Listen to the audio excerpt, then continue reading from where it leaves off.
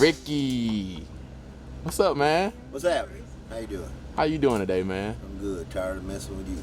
Okay, appreciate it. Well, I'm glad you came on the show, man. Welcome to the Deeper Than Racing segment. Appreciate it. So, first off, tell my people where you from. From Hattiesburg, Mississippi. Hattiesburg, Mississippi. Born and raised. So how was your childhood growing up in Hattiesburg? Parents beat me. Okay. Okay. No. Okay. Normal. Okay. Race dirt bikes. That's how you started. Yeah. Race dirt bikes. How did you get involved with racing dirt bikes? Just always wanted one. Kept on with the parents until they finally got me one. And next thing I know, I was about 4 or 5 deep in them, about 12 broken bones, and about finally said, yeah, that's enough of that.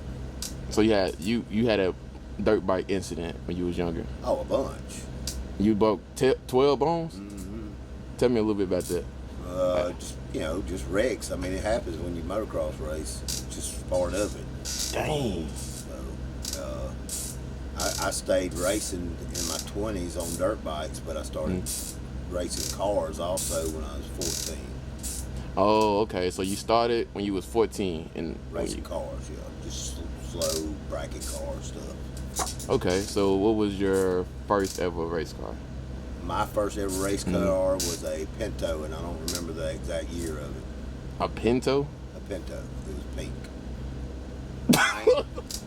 So, how did you get the Pinto? Did you save up to get it, or your dad? Saw it for sale in a nearby little town, and went and bought it. Put a big block Chevrolet in it. Okay, then. So, did you have a decent relationship with your parents growing up? Oh yeah, definitely. Dad and mom. Okay. How did your mom and your dad feel when you started racing? Because of the motorcycle stuff, they didn't really mind the car stuff. So, they've come to a few races, but they never into cars or anything like that. And so they really just they watch it on videos, and that's about it. So your parents went into cars like that? No. Oh shoot! My cousin Richard Fullen is one that got me into like racing cars. Oh, okay. So your cousin was the one that just got you racing. Your parents really just wasn't. Yeah, they didn't. As long as I wasn't out, getting in trouble with the law, they didn't care what I did. You ever got in trouble with the law before? One time. One time? I was older. How old were you? 42. 42. How old are you now? 48. So, wait, can you talk about this story? I just went to jail for DUI on my birthday. Oh, shoot. Okay. On my damn birthday. So how was that like? That was your first time ever going to jail? First time ever going to jail. I was in there about an hour and a half, and they told me to call somebody to come get my ass because I wouldn't put that jumpsuit on or them rubber shoes on. I refused to do that. Told them they was going to have to hold me down and make me get in that shit. And he released me on my own recognizance, just get me out of there. So you was hard-headed when you went to jail, kind of. I just wasn't putting that shit on. So what was wrong with? And I wasn't going in the back. So wait. So what was wrong with putting the jumpsuit on? Nah, I ain't putting that shit on, man. Who had that shit on? Okay. So who came and got you from jail? My brother. Your brother. You got an older brother? Yeah. How many brothers and sisters you have? One. Just one brother. So is he older or younger? Older. So what did he say? I called him and he's like, "Are you serious?" And I was like, "Yeah." And I said, "Come get me." And he said, "All right, I'm on my way." And so he come on up there. So do you got that older brother that be giving you that little pep talk before you do? No, he's been in way more trouble than I ever been. Oh, okay. So it was like he couldn't really just say do better because he couldn't do better. No, yeah, I mean, okay. He understood. It was birthday. I had a few drinks and they got me. Okay. So let's go back a little bit. So what high school did you go to? South Jones High School, Jones County, Mississippi. Did you play any sports in high school? Football. Baseball and basketball, but I played football way more. Which one did you like the best? Football. Football. Okay. Baseball, I was good at baseball, except for I didn't really like batting. If some guns could sling them balls. Basketball, I wasn't quite tall enough, but I did get to play some. So you tried basketball too? Yeah, I played basketball 2 years. Oh, snap. Freshman and sophomore. Okay. All right. Did y'all win any championships or? I did football in my junior year. Okay. Nice. Okay, so walk me a little bit how you kind of got started. I know you kind of elaborated on it earlier. Walk me through how you kind of got started with racing. Started bracket racing and done that for a long time. And then, you know, I had one little, like I said, that car. And then basically the guys that actually own Hub City Dragway, they owned a car, and I started driving for them, and you know, doing grudge racing and stuff. And then a couple of years went by, and I started driving for some guys that own a bunch of McDonald's. And then we started really racing in MCA and all kind of stuff, and grudge no time racing. We had like 3 cars, and I drove for them for a while. And shoot, I've just drove for a bunch of people and over the years, and to, you know, now I guess in the last, and that was with running a racetrack too. So you know, I running a racetrack kind of helped me with driving. People come out there, want to test their cars, you know, and I'd rent the track for testing, and they'd need a driver, so I'd drive for them, you know, to test their cars. So I've done a bunch of testing for people and everything, driving. And then, you know, I worked with Jared By for a long time. He tuning and building cars, and he was helping Steven, and you know, I've been probably racing with Steven for about 5 years now. And Steven wanted me to drive a car on doing some no prep stuff, and we done some no prep racing with that car, and this car was being built, and we got it and everything, and you know, I thought he was going to drive this car actually, and he called me and said, "Hey, car's ready, we're going to go test, meet us out there," and he put me in the car, and then we've been we had this car and another car, and we just wasn't really concentrating on this car really as much as we should have. And so we just started, finally he said, you know, if we're going to race this vet, we need to do it right. So it's kind of evolved from when it was first built to an orange car with a smaller motor until this Extreme 484 that we're racing in now. So, you know, and this would probably be the last race team I drive for. Why is it? Then we'll go back a little bit. Just because, I mean, when he's done, I'm probably gonna be done. So let's go back a little. Well, I know you told me off camera one time that you don't feel the same as you used to in a race car. Remember you telling me that in Texas? I don't love it as much as I used to. Used to, I would do it just for the pure love of it. And don't get me wrong, I still love it. Yeah. But as you get older and you race so much that when I get in a car, I love it. But the work that goes into it, sometimes I'd rather be just relaxing, spectating, instead of and just, all this work. Yeah, that it really goes into it and everything, you know. But that's just here and that. But when you're winning, you know, it makes you know, it's just like anything else. But no, I just feel like when Steven's ready to call it quits, then that'd be a good time for me to call it quits. I've been racing 34 years. I mean, you know. And if I was to feel like I was losing my edge, or not, I ain't gonna say edge, but my ability, you know, to be a good, productive driver, then I'd quit too. But so far, you know, I've not lost a step. I'm still feel like I'm pretty consistent, good on the tree. If something happens, I feel like I can control the car pretty well. Knock on wood. I ain't had a wreck, since 2013. So, but if you drive them, you gonna wreck them. Yeah, yeah. I've wrecked, Especially since you wrecked doing 3 in 34 years. So. That's not bad. That's Not that's not pretty. That's not bad. Not bad, no. I know some people wrecked one car 4 or 5 times. So, Yeah. But I've also drove some really good cars. Yeah. That's one thing helps is driving really good setup cars. Can you talk about them 3 wrecks? Yeah. If you want to. If you don't. First one, we was testing a super street car in an MCA, and it had some front end problems that we didn't know at the time, and it would just get out there. Of course, it was on slicks back then, to get out there and just rattle the tires, and it would never duplicate a run, and it sideswiped the guardrail. Wasn't no big deal. Just quarter panel repair and stuff. And then the other car I wrecked, it caught on fire, and I'm trying to slow down and everything and get out of it.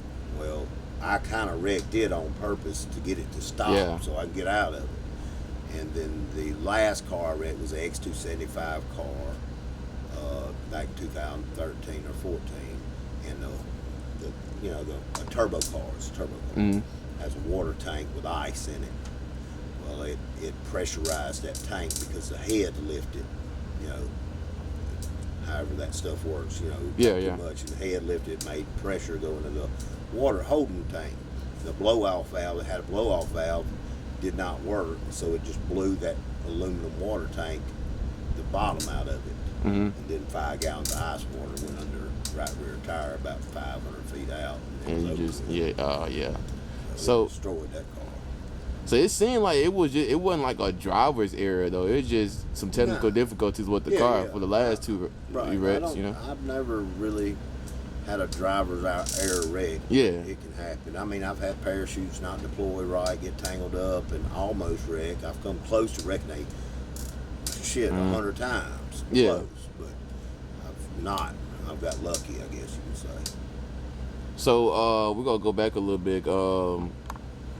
What would you say the best team that you drove, or the best car that you drove? This one right here. This one? Oh, this one. Yeah. Okay, why is it? I guess because it's 2023 and the technology is so much better now than what it used to be when we was racing slicks. I mean, Teddy Hauser built this car and just, done a phenomenal job. He's a freaking unreal.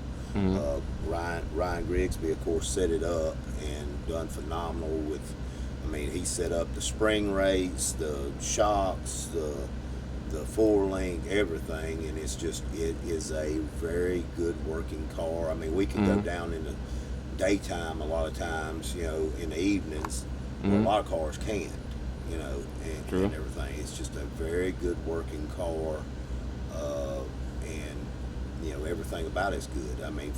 Far as the chassis and the way it's built and the technology that's in it.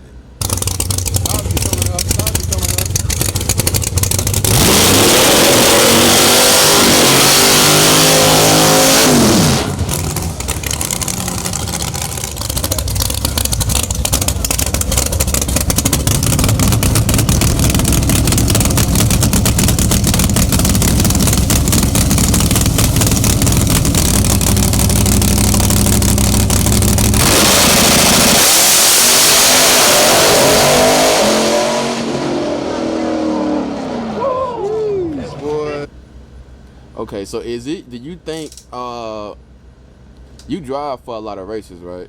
I still drive well 4 cars beside this one, yes. Right. That's what I mean. And you've been driving for a while for these races. Is it a lot of pressure on you since it's just not technically your car? Is it a lot of pressure for you to be behind the wheel of some of these cars? You worry. You don't want to wreck nobody's car. Yeah. You worry about that. But also, you have to look at it. Hey, I'm the one putting my life on the line. Okay. Yeah. To do a good job for the car owner. And but when something goes wrong, especially if it's a car problem, is you're in there. So if it catches on fire or something breaks and it hits the wall, then it's my life, you know. Yeah, yeah. And like I said, different teams is, you know, and over the years I kind of, you know, I drove some really raggedy stuff, and now if I don't think it's safe, I won't drive it. If they don't like it, they can get somebody else and throw in there. Yeah, I don't care. So it's just a waste of my time to drive something that I don't think is safe and not built right. And there's a lot of those out there. Yeah. So that's why I don't mind driving this thing, because it's got everything we're supposed to have in a race car, and we keep it updated. And, you know, it's a proper race car. Okay. So let's go back a little bit to the Hub City Dragway days. So tell me a little bit about that. That's where you kind of like started. Yeah, which I was racing before the guys who own that track now redone the track and everything. But when they got it, they offered me a job to run the racetrack. And so in between racing and stuff, you know, I run the track week to week stuff. I'm talking about from picking up garbage, mowing the grass, to doing all the race operations. I did that for 19 years, and everything, and enjoyed it. You know, a lot of work running a racetrack, a lot of stress, no weekends off.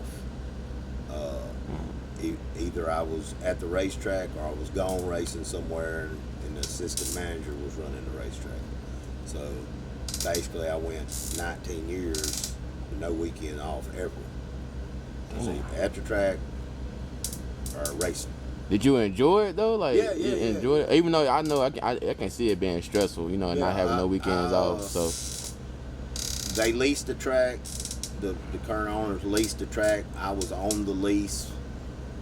We leased it for 5 years. The first 2 I was on the lease. Just got, you know, I own another business, so I got tired of it. 4 days a week out there, you know, running it with the other 2 guys, with great guys and everything. And I just finally said, you know what, I've involved enough of my life, weekend.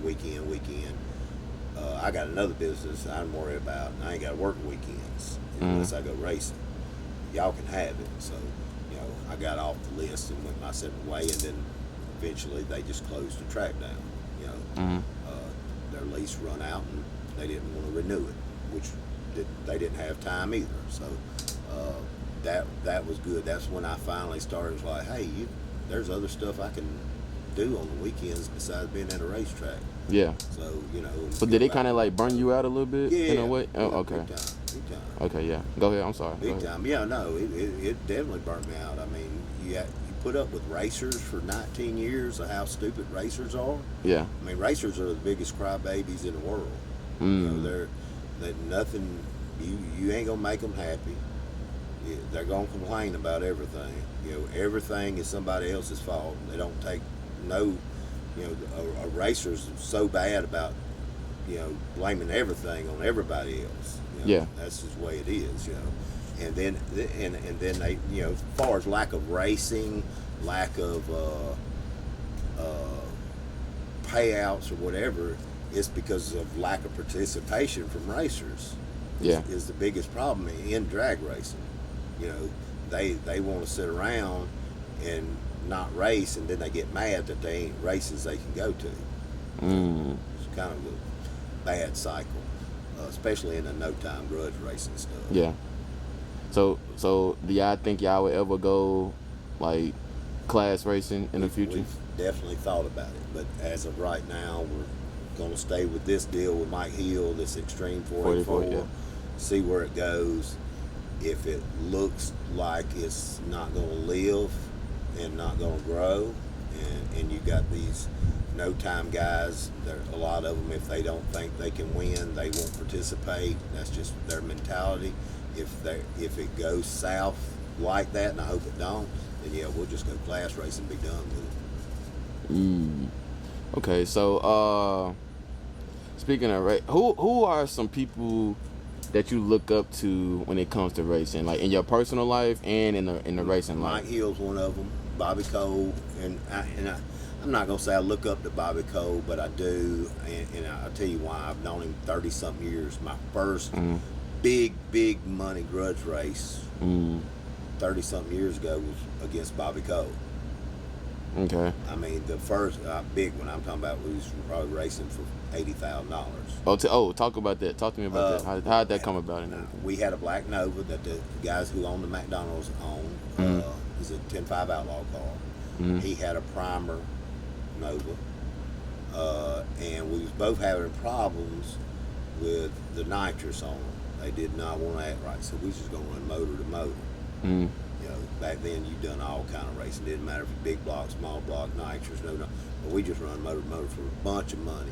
He won. He got away and everything. I'm not gonna make excuses. We did have a problem with the car, but he won and everything. But ever since then, we've been good friends. He's never let me live that down, but we still been, and he's put on a lot of races with me at Hub City Drag Strip. So we've just always been really good friends. I mean, he's one of my best friends. He's just a good guy.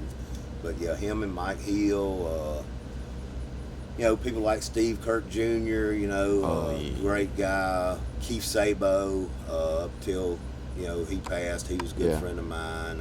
Hell, I've had there's a bunch of people I consider a good friend, you know, as of like right now. I mean, I got a bunch of good friends, I feel like, in racing, you know, from especially, you know, Willie Dog, you know, Willie Dog's awesome. If it wasn't for him, I believe No Time would already be dead. You know, I agree. You know, a couple others, you know, they some real good guys in this deal, but they some real, and it's just my opinion, real subpar car owners in this deal. They don't want to put out the effort, what it takes to actually make something work. Make it keep going and stuff. Yeah.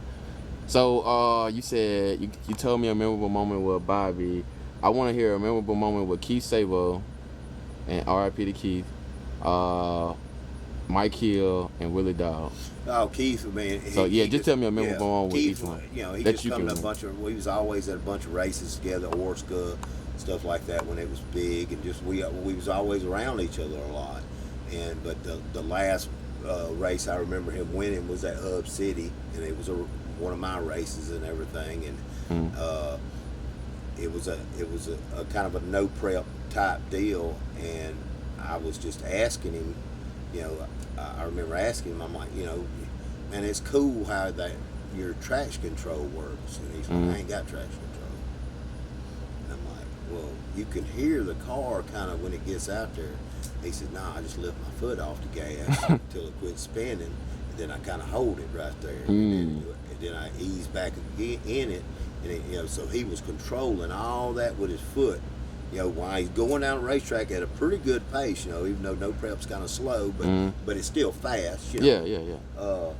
So I was just really impressed by his foot control, so that's pretty good. Mike, I've just got so many good memories. Mike he puts on some of the best races. He's just a first class guy, and he's been doing this forever. I mean, I watched him win 10.5 Outlaw Championships, pro mod races. He's just done it all. He's just done it all, and he's always just been a class act guy. And it's crazy how he stays relevant for so long. A lot of people, not trying to like, most time there's a shelf life in this. Yeah, you either run out of money, or you just burn out.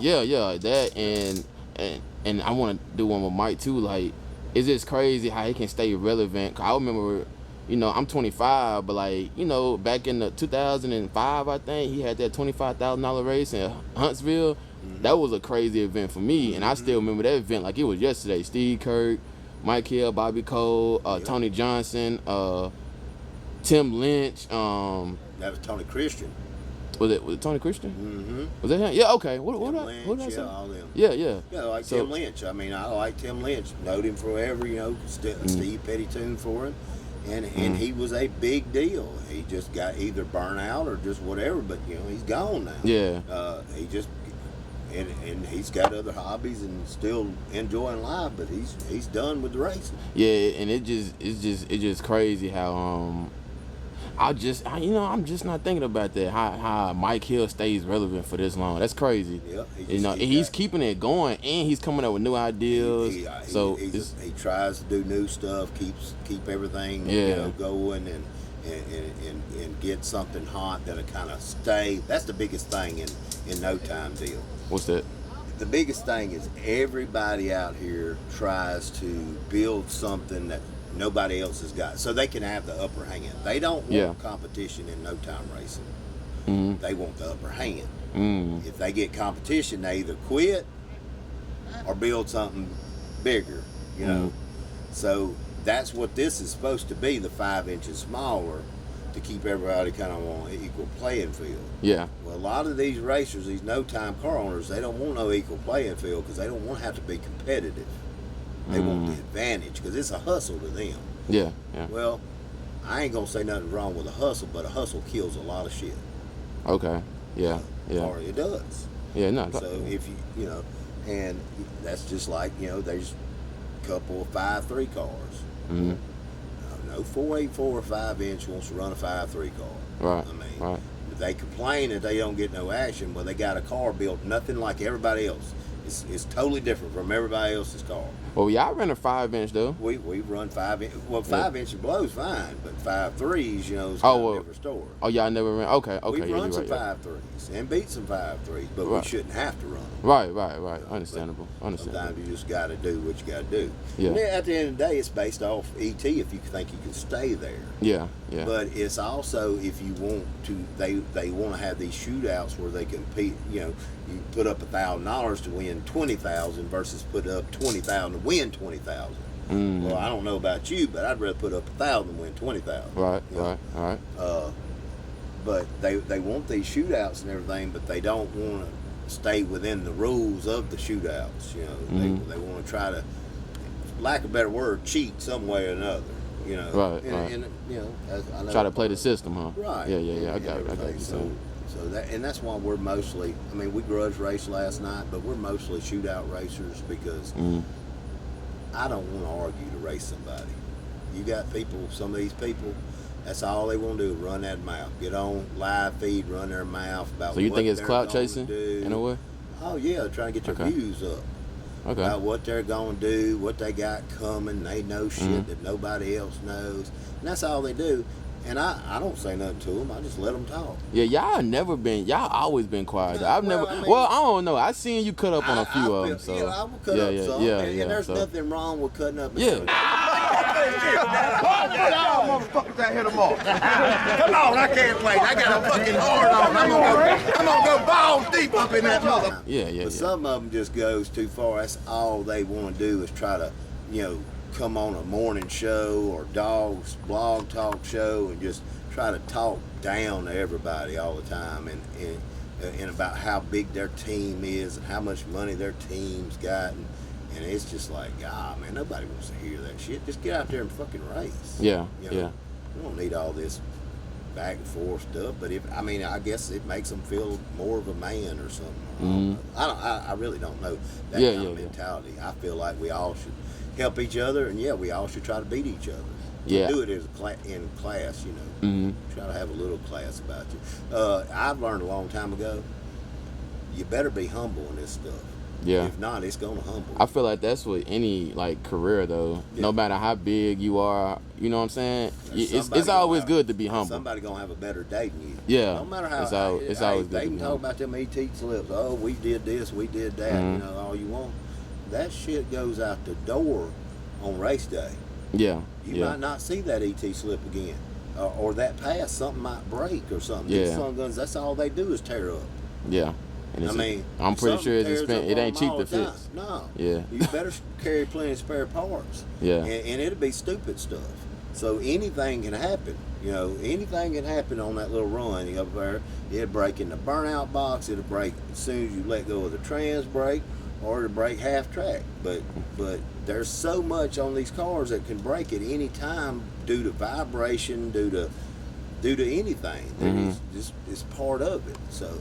That's why we try to stay humble. That way, it's not so bad when you do take a loss. Yeah. You just try to stay humble, be nice to everybody, and be competitive, but that way you don't have that.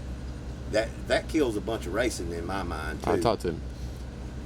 If you go out here and you talk all this trash, and then you're supposed to race someone, well, you done talked so much trash that man, there's no way you can lose this race, or you gonna get hammered. Yeah. So you just avoid that race altogether. Well, that's why, because you talked all the trash. If you just go out there and race and keep your fucking mouth shut, it makes it a whole lot better. Yeah. So you think you want to just get up there and race? You ain't Don't trying need to all this arguing and cussing and carrying on and how better you are than everybody else. I mean, that's just immature. But do you think it's a difference between just clout chasing and grudge talk? Yes, there's a difference between clout chasing and grudge talk. Okay. Grudge talk, a little like me and Bobby talk trash to each other every once in a while. Mild, just whatever. And me and some other guys and stuff, and it is what it is, it's just some trash talk stuff. But you can carry it too far and just keep on and down people. When you get personal and just downing people, and how much better you are, and to me, that's just clout chasing. That's just taking it too far. I mean, it don't have to go there, but some people wants to take it there. So it's just all it. But all in all, it's sport. I've been doing it for 34 years. I love it. I don't have the energy as I had when I was younger, because I'm in my late 40s now. But I still love it. I still love winning, and like me and Steven talk, as long as he wants to, we're gonna strive to be one of the top contenders. At the end of the day. I feel like y'all are though. I mean, in the no time game, y'all. We work hard and we work really hard. There's probably nobody works any harder than us. No, I kind of salute y'all too, man, cause y'all like a 2-man team, one woman team. So Steven and Peggy does the cooking and cleaning and she helps with the car. I mean, she helps some with the car, what she can do. But it's most time. If his son's got to work, it's just me and Steven. That's it. And then of course Ryan helps when he can. But he's got other cars to tune on and stuff to do. But he'll get in there and do whatever he can too. Yeah. But for the most part, it's just me and Steven. So how do y'all balance that, man? Y'all being like a 3 human team. What's y'all role and how do y'all play y'all positions? We've done it enough to where we pretty much know we all got our own jobs, and we stick to our jobs, but we also check over the other person's stuff, just glance wise. We see something somebody ain't done, we go ahead and do it. Okay. And so far it's worked. I take care of the passenger side of the car. Steven takes care of the driver's side. Oh, so that's how y'all. Okay, nice. Okay, I never knew that. Okay.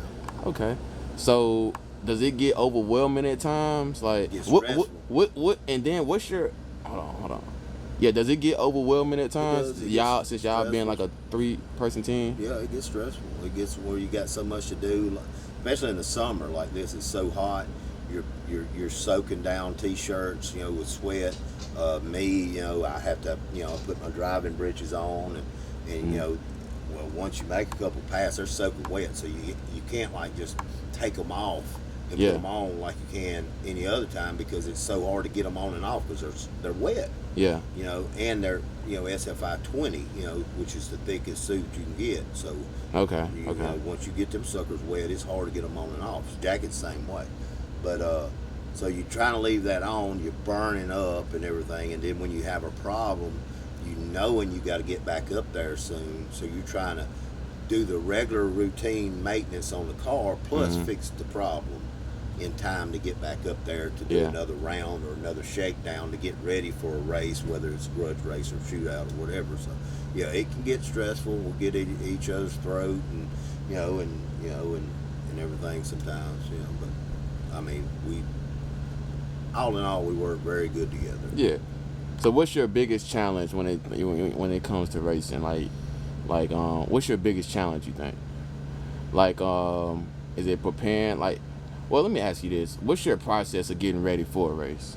Process, we'll get the car cooled down, batteries charged, make sure the bottle's in it full and at the proper temperature. Peggy takes care of the tires, and then my priority is make sure I got all my gear ready, put on in the car, and do what I'm supposed to do in the burnout stage and process. There's a routine I do, and then do the very best I can on the tree without going red, and get it down the track safely.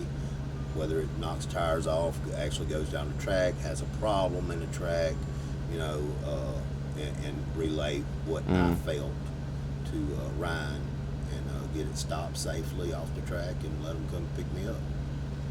Okay, well, so what's your biggest fear when it comes to racing? Fire. Fire. That's what everybody says, man. That's what everybody says. But you just said you got the proper safety gear to, Oh, yeah. It's got a fire system in the car. I've got very thick suit, all a head sock, helmet, all that's, up to par. But, that's suits for 40 seconds. That's it. Yeah. Oh, so really? Okay. Yeah. 40 seconds before you start burning. Jeez. Okay. Didn't know that. Okay. These little suits they wear, Yeah. 5 seconds. So they can get toasted in 5 seconds. It's- Jeez. Didn't know it's that. about 10 seconds. Okay. You taught me something new. And what's that? What kind of suit you got for for people? SFI 20. SFI 20. Yeah. So do You got a 10. You got a 1. You got a 5 that's 10 seconds. You got a 1 that's 5 seconds. You got a 15 that's 30 seconds. You got a 20 that's 40 seconds. So y'all got the best of the best though. Yeah. When it comes to okay. So didn't know that. You taught me something new. I hope you taught my viewers something new too. All right. So damn it. Let's go. Oh, Hub City Dragway days. Let's go back there. What was your What was your best event there? And people don't know you used to be. Well, some people don't know you used to be an announcer too. Yeah. Well, I done it all there. Announcing. Yeah. I didn't like announcing. I like get somebody like Al Tucci to come announce Yeah. the dog or somebody like that. That gave me more time to actually run the race. The best race always was Fat Tuesday. Ah, yeah, for sure. 2007, 2003, 2003 and 2007 was the 2 best years. Fat Tuesday, huge crowds. 2007 was cars. the sad one, wasn't that the? No, that was the second year after Hurricane Katrina. It was big. What was the one where Scott passed away? That was 2005, wasn't it? No, that was Oh. 2005. We didn't have one. That was the year Katrina hit. He passed away 2004. 2004. Okay, yeah, I knew it was one of them. I knew it was one. Okay, so talk to me. All right, go ahead. Sorry. No, I mean that was also that was the most awful thing I ever seen in my life. But So did you see the wreck? yeah, I was in the tower running the race. So for the I people, was one of the first ones down there. so for the people that don't know, was Scott like? He was a kind of close friend of yours. Well, we You know. didn't hang out day to day, but because he lived like an hour and a half away, but we knew each other for a couple of years from the racing and stuff, and he raced it up a lot. And was a regular there, so I mean, yeah, I knew him pretty well. I mean, definitely when we got down there and saw that he was lifeless and how bad of a wreck it was, that it was pretty awful. It was that we went ahead and just closed. I mean, because y'all opened back up the next day, didn't y'all? 2 days later or something like? 2 days. Yeah. During the Fat Tuesday race, we didn't open the next day. We opened the day after. Because we, had all them people. Yeah. So we kind of had to, but we didn't. We had a big meeting about that because nobody really wanted to open. Yeah. I mean, I didn't. I probably had nightmares for 6 months after that deal. It was the most awful thing I ever seen in my life. I still ain't never seen nothing that awful. So if you can, not to elaborate on it too much, 'cause I don't really want to talk about. Well, if you want to talk about it, we can. So how was the wreck? Like, cause I was there. Basically, the car got in trouble real early, and this is back when we was quarter-mile racing. Yeah. But the car was out of shape at 330 feet, and he just kept you know, on and off the throttle, you know, run slicks back then, and till it finally got where he couldn't control it. He hit the guardrail in such a way at an angle that it just made the car kind of fly up in the air, and when it did, it turned the car sideways. And the way their scoreboard set at the quarter mile, they were about 15 feet off the track. Mm-hmm. He was in the air sideways, and he hit that I-beam pole. It just cut that car in half, just like a butter knife. And this car had a full cage and everything. But, Oh shoot. you know, you're talking about a post that big, Yeah. going that fast, just cut it in half. Damn. So was he still in the car or he was out the car when it It happened? was two pieces of car. He was in between both halves. Ooh. Dang. So yeah, let's get out that subject. So how did you get involved with announcing? Couldn't find a good one to keep to come to the race. So you kids kept trying to find ones. They wouldn't be available for that day or wouldn't show up or whatever, and you just finally had to. Somebody's got to do it. So Yeah. I just started doing it, and it got pretty decent. You know, I kind of watched Al Tucci and studied what he done and learned not to be so uptight about it. Yeah. And once you're not uptight about it and you just kind of be yourself, it's not that bad, you know. I think my favorite announcing that you did was when that car, it was in Hub City. I think it was a Mustang when it went up in the air and it Got on one landed. wheel, landed on the side. Yeah. I was drunk. You. Hey, I remember that one. It's still on Facebook to this day. I gotta find that video and post it in here. Yeah. But you said, what did you say? You said something funny. I can't remember. I told him he was doing it wrong. Hey, yeah, that was a good event. That was a good. We had a good time at that race. We had some good times at some of them races. So when you sad when Katrina hit and they kind of just destroyed? Oh yeah, it destroyed everything, and the insurance didn't pay but a quarter of what it cost to fix it. So it was pretty much. That was when, you know, not after that, but a few years after that's kind of when it started dwindling because the track just wasn't making the money to really do what needed to be done to keep it up. Yeah. So the owners was like, you know, they were tired of putting money in it. So you know, we just hung on as long as we could. So what was your favorite race at Hub City? Fat Tuesday. Well, all right, so Fat Tuesday. What was? And we had Bobby Cole done an East Coast versus West Coast. Oh yeah, that was a good one. Yeah. That was when everybody was Jack Barfield. You had Mike Hill. You had Damien. You had was Steve Kirk there? I don't know if Steve I know Kirk. he come to a couple, but I can't remember exactly. I think Tim Lynch was there. That I forgot his name. Dude with the Chevy 2. Yeah, Tim Lynch come a bunch. Yeah. What is his name with the Chevy 2? Jones. Some Jones. He had a purple Chevy 2 and he had an eagle on a snorkel. You know what I'm talking about? I remember that, but I can't remember the guy's name. His name was Jones something. I remember the car. But he was a bad man. Names. That Chevy 2 was bad. That Chevy 2 was bad. All right, let me get out. After this, we gonna talk about something else. All right, so how is your relationship? Interview about almost over. Yeah. Give me like Shit, it's hot. three more questions. After this question. Okay. All right, so how your relationship with Gadget? How did y'all meet? Oh, I've been knowing that son forever. Yeah. I mean, heck, I'm talking about like when Hub City wasn't even rebuilt yet.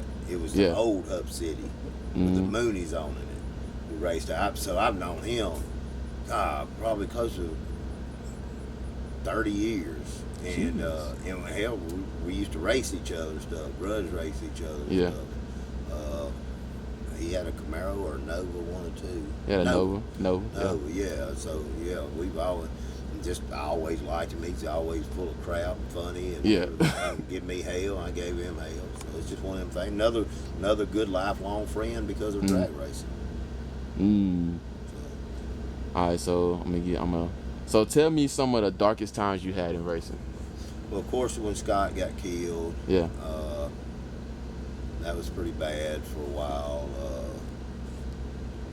anytime we're struggling, it gets kind of dark. Mm-hmm. You know, with whatever, after I wrecked that X275 car back in 2013 or 14, whichever one it was, a few months after that, it was pretty bad because the car was destroyed. Mm-hmm. So that wasn't a good time. You go back through there and think, what I could have done, Mm-hmm. which ultimately wasn't nothing I could have done. Not with 5 gallons of water going up under the rear tire, but it's just you hate stuff like that because that's a car that's just completely destroyed. Mm. But yeah, they've been few, but not very many dark times, I guess. Yeah. Okay then. All right, so I know you ready to go, man. All right, so what's changed in racing since you've been doing it to back when? Technology is the biggest Okay. thing, and technology and people paying attention to class racing.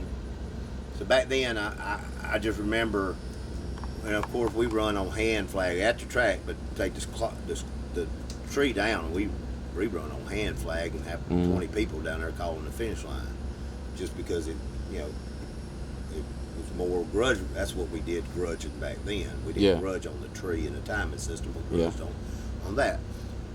We run small blocks against big blocks, small tires against big block with big tires, and stuff like that, to where it really don't happen like that. You don't have all that given spots. I remember one time we got 7 running, 7 car lengths running. We're on the starting line. Go out there 7. Once you get to a guy, he's out there 7 car lengths. He drops his hand, the other car takes off. Mm-hmm. Stuff like that. Of course, you can't do that no more. But we done that kind of racing back then. All these spots and stuff like that. Versus you can't no more because technology, class racing stuff. You kind of know what a combo close to running or what it should run in. Yeah. So hey, you got a small block. You shouldn't be messing with that big block. Yeah. Take some other big. But I mean, they still do somewhat, but it has hampered. And social media kind of has changed racing because everybody's you see their cars on Facebook and everything, and that kind of tells people what they want to know, and you lose a race now, you're gonna get hammered on social media. Yeah.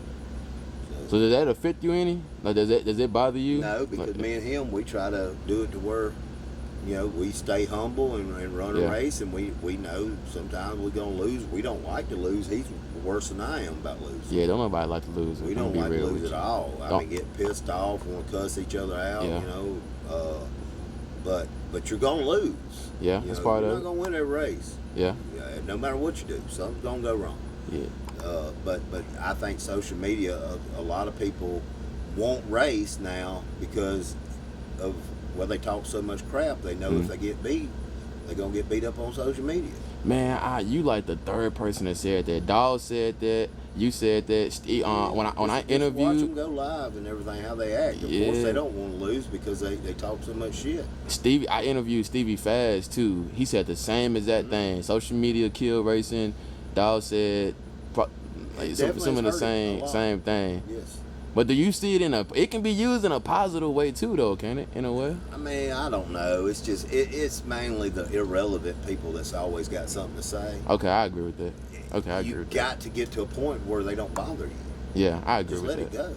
You ain't got to reply to every bad comment about you. Yeah. We got some big time haters that every time there's a post about us, they gonna hate on us. I know who it is. I don't say nothing. I used to argue with them, say something to them. I think the best thing to do is post and ghost. Read it and go about my business. I don't comment on it and don't do nothing. And it has definitely made my life way easier now.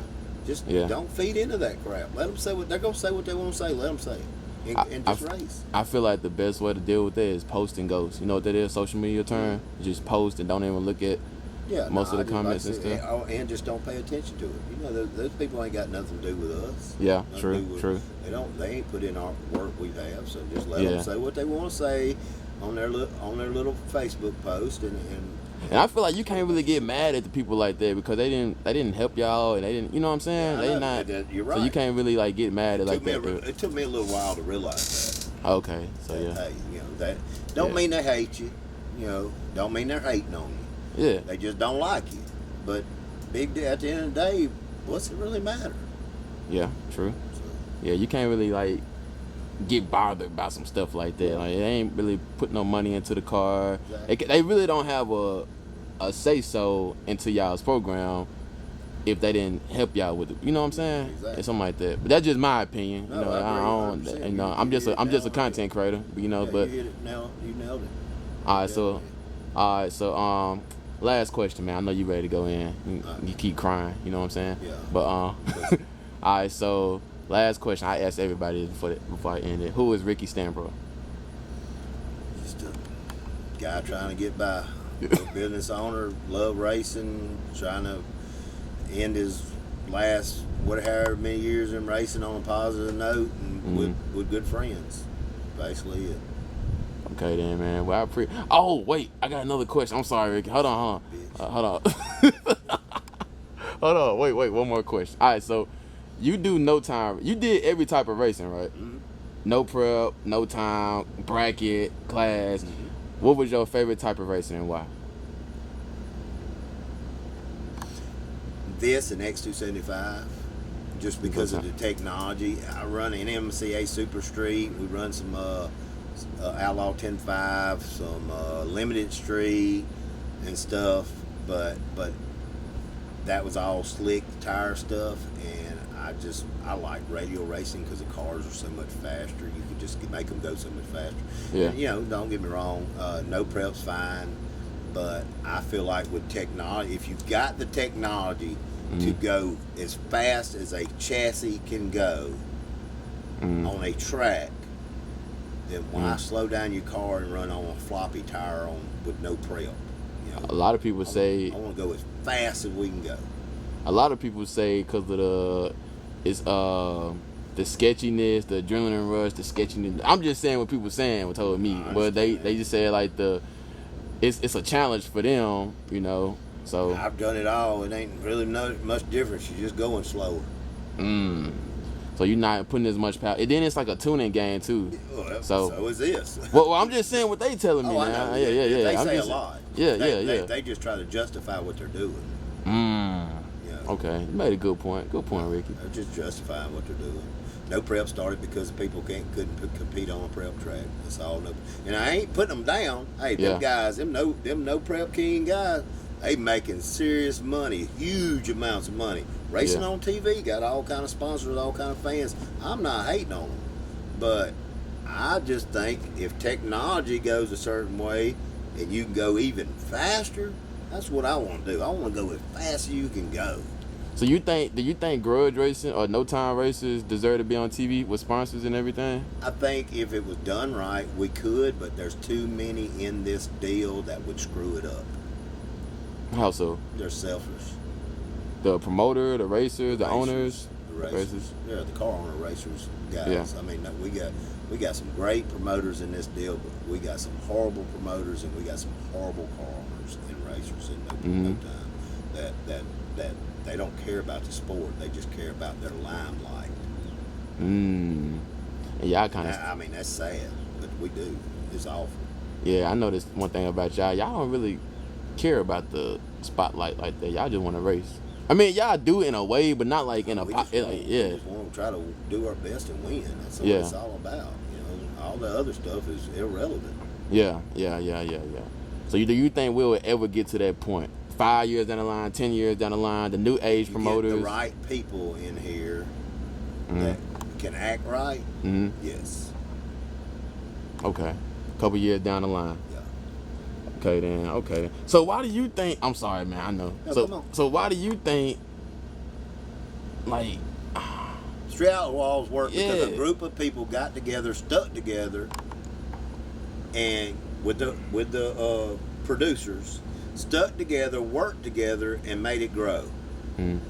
Have you ever seen any no-time grudge racers work together and make something grow? Look what Mike is on an uphill battle all the time trying to get it to do. They won't support each other. They get mad. They got bitch tendencies, you know, and they won't stick together. You know, they all want the spotlight. So that shit won't ever work if they doing that. If they change their ways, yeah. So you think if you can get like a top dog promoter like Mike Hill and like I really don't want to name another promoter. You think? Yeah, but he's got to have people that actually back him up and help him and push and actually work for a common goal instead of just being so selfish and only care about yourself. That's Okay. what the problem is with no time racers. So what are some ways you think we can push it and grow together? Actually communicate and not just race your car when you have a race. You know, Okay. which I call gate hustling. They say it's not, but that's what most of the racers in this deal does. They gate hustle. They don't race their shit and don't care about doing nothing until they have at their race. Because that's all they're trying to do is hustle and make money. Yeah, yeah. They ain't out there trying to actually compete. You know, Okay. they do if they make a good pass and they think they got the advantage over somebody, then they will. But usually they're all waiting to do their race, and that's what you want. Watch them. Okay. Watch them. You only see them at their races. Okay. Yeah. That's all they do. Yeah. Okay. It's hard for me to good point. respect that. We go support everybody. Nah, y'all do travel. Y'all one of the ones that do travel. You don't care who it is. Y'all will travel. I'm gonna give y'all that. I'm not gonna lie to you. And you got a couple of no prep friends too. You got Bobby Ducati. You got Kai Kelly. Scott Taylor, Kai. Scott. Yeah. So how your relationship with them? Good. I talk to Scott every week. After every race, I talk to him because he lives a mile and a half from me. Mm. His shop is closer than that, so I have to see him all the time. I mean, a couple weeks ago, I had some furniture. I got some furniture. I had to get him to come help me actually put it inside, so him and Bobby come over. But yeah, I stay good friends with it. They keep me up in what's going on over there, and then I kind of keep them up to date on what's going on over here. Okay. Nice, man. Did you ever have the opportunity to go on Street Outlaws? I was on. You was on it, but like, did you ever had the opportunity to like keep going? If you wanted to. I just didn't. We didn't want to. We wanted to stay radio racing. Radio race. Okay then, man. Well, Ricky, I appreciate you, man. You was with me for like an hour and some Good change. God Almighty. I think it was about an hour, but I appreciate you, Ricky, for your time, appreciate you man. for everything you do for this sport. Yes, sir. I really do. I can do better, but I appreciate you. That's true. I appreciate you, Ricky. All right, buddy. Thank you, man. Thank you.